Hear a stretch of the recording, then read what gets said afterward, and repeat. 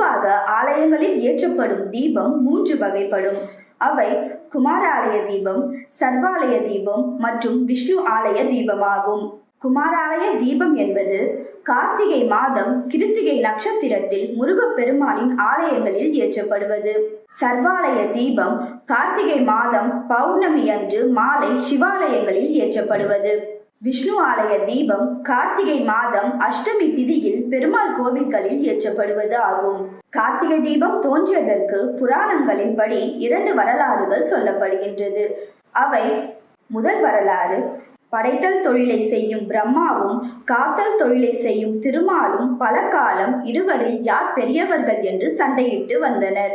இதை அறிந்த சிவபெருமான் அவர்கள் முன்பு அக்னி பிழம்பாக லிங்கோத்பவராக தோன்றினார். தன்னுடைய அடியையும் முடியையும் எவர் முதலில் காண்கிறீர்களோ அவரே இருவரில் உயர்ந்தவர் என்று கூறினார்.